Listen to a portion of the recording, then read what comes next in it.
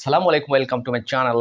আর spoken ইংলিশে হাত হাত হাত হাত দিয়ে আজকে স্পোকেন ইংলিশ শিখবো বন্ধুরা।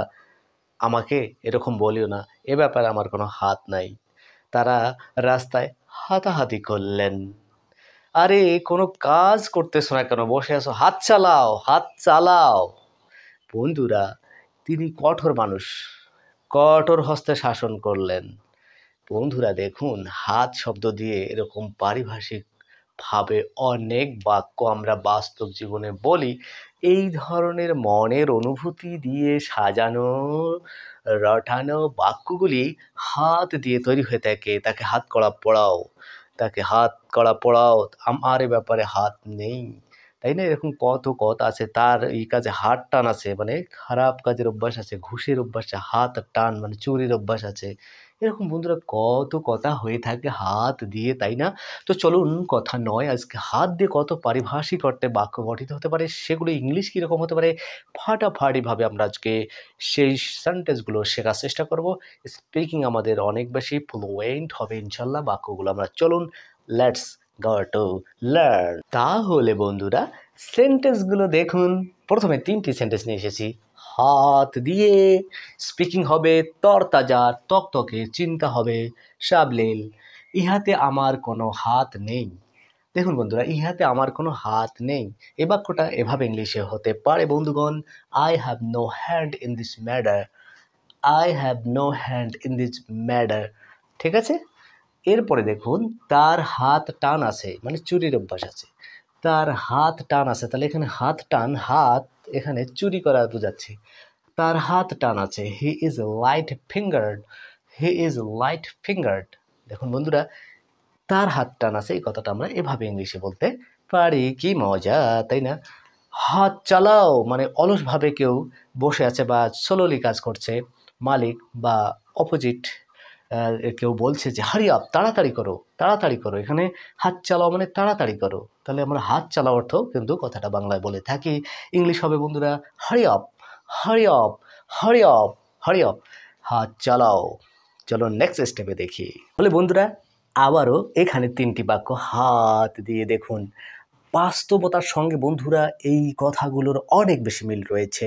আমরা যারা বাংলা ভাষাভাষী ভাই বোনেরা রয়েছি, তাদের থিঙ্কিংয়ের সাথে আমার স্পিকিংয়ের এই সেন্টেন্সগুলো অনেক বেশি মিল খাবে আশা করি।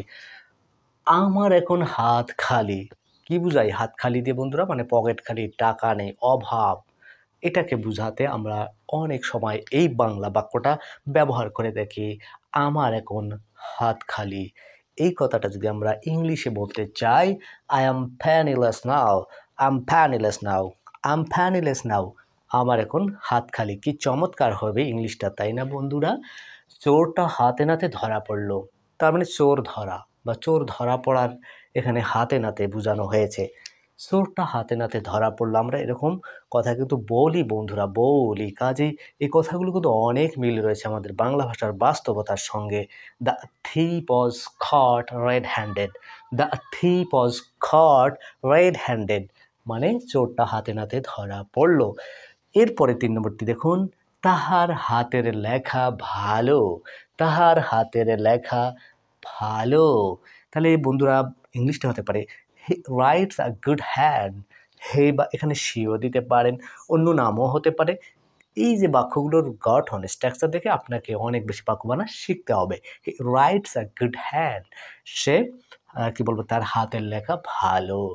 বন্ধুরা চলুন, এরপরে আরও কয়েকটা সেন্টেন্স। হাত দিয়ে আরও এখানে 2টো বাক্য, মজার বাক্য বন্ধুরা, বাস্তবতার সাথে, আমাদের বাংলা ভাষার বাস্তবতার সাথে হাত দিয়ে বাক্য। আমি তাকে এক হাত দেখে নেব, মানে ঝগড়াঝাঁটি বা মনোমালিন্যের এক পর্যায়ে মানুষ কিন্তু রাগে ক্ষোভে এই শব্দ ইউজ করে থাকে বন্ধুরা। আমি তাকে এক হাত দেখে নেব মানে কি, রাগে বলছে, প্রতিশোধের কথা এখানে। আমি তাকে এক হাত দেখে নেব, এখানে এক হাত দেখা মানে প্রতিশোধ নেওয়ার মতো অবস্থা। I will teach him a good lesson. I will teach him a good lesson. I will teach him a good lesson. আমি তাকে এক হাত দেখে নেব।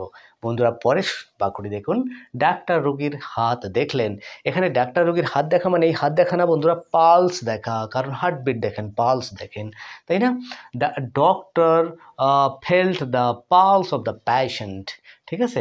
The doctor felt the pulse of the patient. Past ফর্মে আছে, ডাক্তার রোগীর হাত দেখলেন, তাহলে এখানে হাত দেখা মানে রোগীর হার্টবিট বা পালস দেখা বোঝায় বন্ধুরা। তাহলে বন্ধুরা চলুন আরও 3টি বাক্য আমরা হাত দিয়ে জানবো, মজার বাক্য, তারপরে ভিডিওটি শেষ হবে ইনশাল্লাহ। ভিডিও বন্ধুরা ধৈর্য সহকারে দেখার জন্য আবারও ধন্যবাদ জানাচ্ছি। চলুন পরের 3টি সেন্টেন্স জানিয়ে ভিডিওটি শেষ করব। বন্ধুরা শেষের এই 3টি বাক্য একটু কঠিন পারিভাষিক অর্থে, কিন্তু হাত দিয়ে স্পিকিং এর বাক্যগুলো দেখুন বন্ধুরা, একদম রিয়ালিস্টিক সেন্টেন্স। তিনি কঠোর হস্তে শাসন করেন। দেখুন বন্ধু, তিনি কঠোর হস্তে শাসন করেন। He rules with an iron hand. He rules and with an iron hand, তিনি কঠোর হস্তে শাসন করেন। তাহলে এখানে উইথ অ্যান আয়রন হ্যান্ড মানে কঠোর হস্তে।